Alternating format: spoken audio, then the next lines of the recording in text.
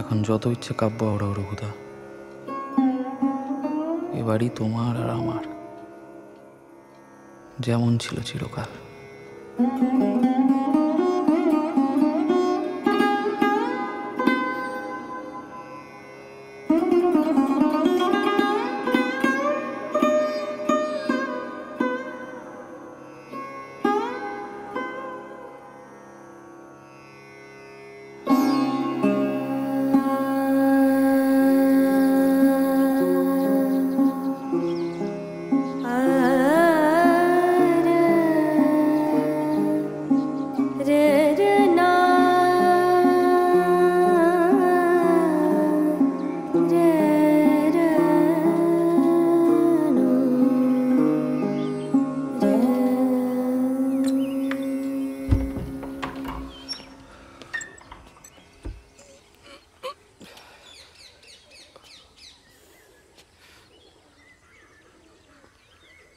Good morning.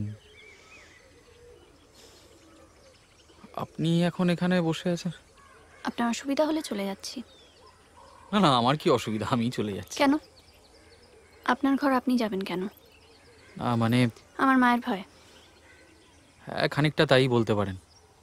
কেন, কিসের ভয় আপনার? কি করেছেন আপনি? দেখুন, ঘুমের মধ্যে আমি কি মোটেই ঘুমের মধ্যে নয়। আপনি যা করেছেন জেগে করেছেন, জেনে শুনে করেছেন, অথচ সবার সামনে স্বীকার করতে পারলেন না যে কোনো অন্যায় করেননি।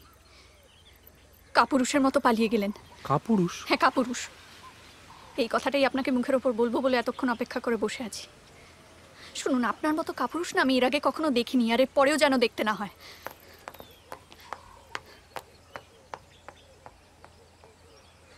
বাহ রঘুদা, প্রেম করে পালালে তুমি আর কাপুরুষ হলাম আমি। মহাপুরুষ কি? আর পালাটার নাম ছিল মহাপুরুষ। ও, তারপর এতদিন বাদে রাজাবাবুর কল্যাণে ত্যাগ করা হলো। ভালোই করেছে। কিন্তু কতদিন আর এইভাবে চলবে বলো? দাও দাও দাও দাও দাও দাও, ধরো দাও।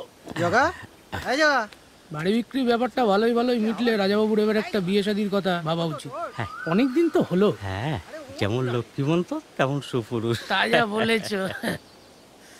মুখের ওপর কাপুরুষ বলে চলে গেল, আর আমি ঢোক গিলে বসে রইলাম। সব তোর জন্য। আমি কি করলাম? তুই পালিয়ে গেলি, আর রঘুদা ফাঁকা ঘর পেয়ে কি করলো কে জানে। মাঝখান থেকে গিন্নি মাগালো খেপে, বাড়ি কেনা বন্ধ, আমি হলাম দোষী, আর রঘুদা ভয় পালিয়ে বেড়াচ্ছে। দাঁড়া দাঁড়া, কি বলছিস কিছুই তো বুঝতে পারছি না। তুই দোষী, রঘুদা ভয়ে। এ মনোহর, একটু খোলসা করে বলবে?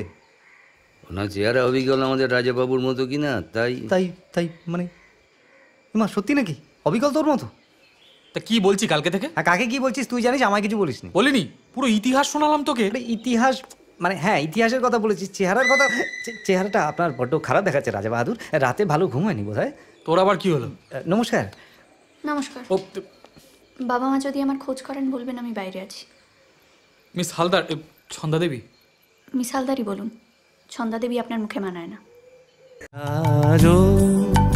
সাজাও সাজাও